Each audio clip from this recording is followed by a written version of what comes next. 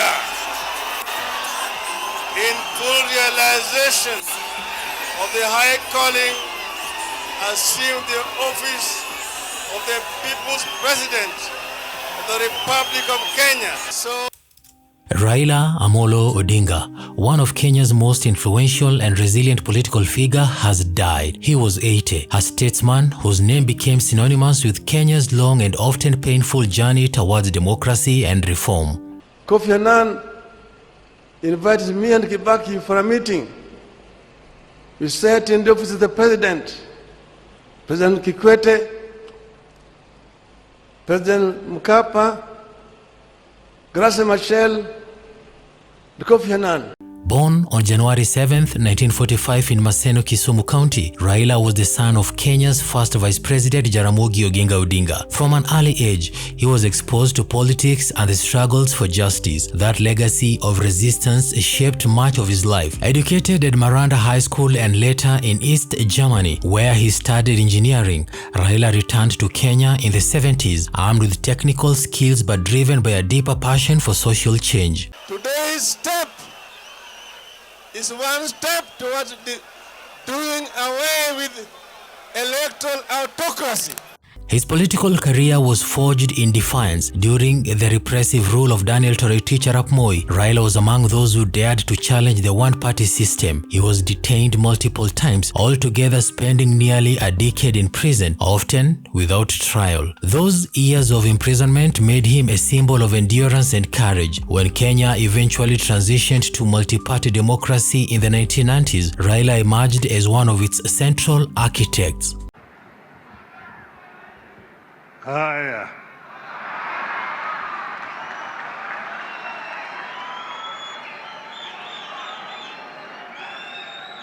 Rafiki yangu Mheshimiwa William Samoei Ruto.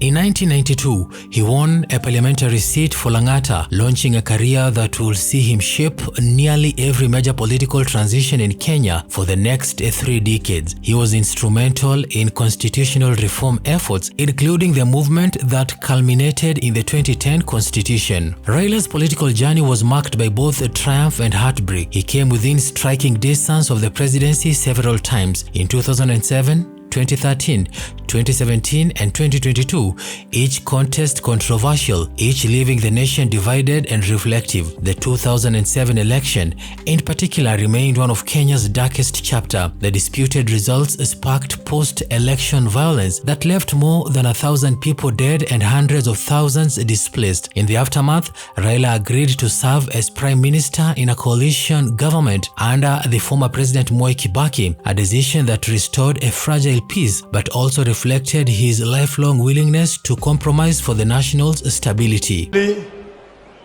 Mwai Kibaki, led by Jimmy, we are all with you as the nation of Kenya at this very, very sad moment when we say farewell to a great Kenyan patriot, Emilio Mwai Kibaki. But then, how did Mwai Kibaki come into where he came into? You know, Mwai Kibaki as a youth. Beyond politics, Raila was a unifying figure for many and a polarizing one for others. His supporters, known as Baba's people, saw in him an embodiment of resistance against corruption and inequality. To them, he represented hope, a man who never gave up, even when the system seemed rigged against him. His critics viewed him as overly ambitious, unwilling to retire from the political stage. Yet, even they often acknowledged his unmatched charisma and intelligence. Ethnicity or tribalism. When Kenyans were fighting for independence, there was no tribalism. People were all united as one people. Mau Mau were detained in Hola, in Manyani, and several islands on Lake Victoria. Raila's leadership extended beyond the borders of Kenya. As the African Union's High Representative for Infrastructure Development, he championed cross-border connectivity and regional cooperation. He believed that Africa's progress depended on breaking barriers, political, economic, and mental. At home, his vision for a more equitable Kenya remained constant, whether through the handshake with President Uhuru Kenyatta in 2018 or his push for the Building Bridges Initiative (BBI. Raila consistently sought to address deep-seated divisions and promote inclusivity. While not all his initiatives succeeded, his intent was rarely in question. He wanted a Kenya that worked for everyone. Asanteni vijana, vijana, vijana. Tafadhali kae kimya hapa. Kae kimya hapa, kae kimya. Those who knew him personally often described him as warm, witty and deeply loyal. Away from the political glare, he enjoyed football, particularly his beloved for Gor Mahia, and would speak for hours about engineering, history or African liberation movement. He was also a devoted family man, married to Ida Odinga for more than 5 decades. Their partnership withered exile, imprisonment and political storms. Together they raised 4 children, instilling in them the sense of purpose that defined their father. Ya kujikondoa utawala ya kiimla na kidikteta. Raila Odinga's passing marks the end of an era in Kenyan politics. For nearly half a century, his voice echoed in the country's public life, challenging presidents, inspiring youth and shaping policy. Few leaders have left such a complex yet powerful legacy. He was not merely a politician, he was a movement, a mirror through which Kenya saw both its struggles and its hope. As tributes pour in from across the world, one statement is likely to dominate. Raila Odinga changed Kenya. Through victory and defeat, through pain and persistence, he stood firm in his belief that the country would always be better than it was. His life reminds Kenyans that democracy is not a destination, but a continuous fight, one that demands courage, patience and conviction. We will continue to remain friends. Each time he has been an advisor to me. In many ways. So I've really lost a friend. The country of Kenya has lost a true patriot, a great leader whose value will only be known with the time as time continues to unfold.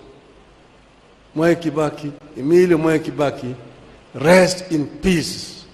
Raila Odinga leaves behind a legacy that will be debated, studied and celebrated for generations. His journey from a young man in Kisumu to one of Africa's most consequential political figures remains a testament of the power of resilience and the unyielding pursuit for justice.